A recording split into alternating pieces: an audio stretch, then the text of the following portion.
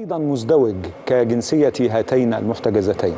Free at last, Yocheved Leifshitz, aged 85, and 79-year-old Nurit Cooper, shown here on Egyptian television after their release.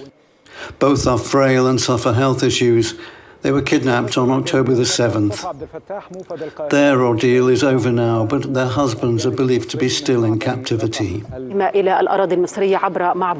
pair are the fourth hostages to be released by Hamas, who are thought to be holding at least 220 more possible bargaining chips in an ongoing conflict with Israel. Hamas produced their own video of the release.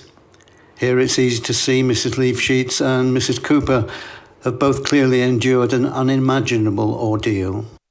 They're now being treated at a medical centre in Tel Aviv, where relatives say they're doing just fine.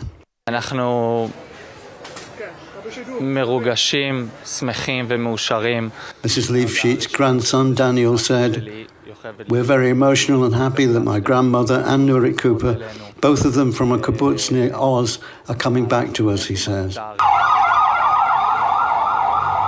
Meanwhile, in Gaza, no respite for Palestinians from aerial bombardment. Israel has stepped up rocket attacks. This was the aftermath of an Israeli strike on Rafah in the south of the Strip. The Palestinian Health Ministry, controlled by Hamas, says 140 died here. More deaths to add to the 5,000 Gazans who've reportedly already perished. Israel Defense Force Chief of Staff Hersey Halevi speaks only of destroying Hamas control centers and the militant group's commanders, and he says Israel is well prepared for a ground operation into Gaza. If there's any sign of optimism, it surely must be the sight of more trucks with vital medical supplies, food and water rolling into Gaza through the Rafah crossing from Egypt. For these hungry Palestinian children, at least, in a UN facility in Rafah, a chance to enjoy freshly cooked food.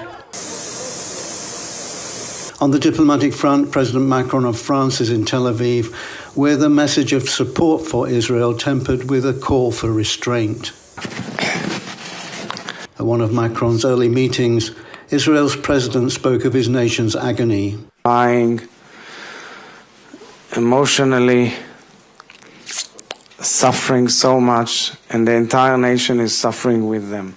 But we are a strong nation, and we are committed to overcome, and we are committed to destroying our enemies. Thank you for coming to Israel and sharing your support with us. The Israeli media here is reporting secret negotiations are ongoing to free 50 more hostages with foreign citizenship. The Israeli government has declined to comment. John Cookson, Arise News, Tel Aviv.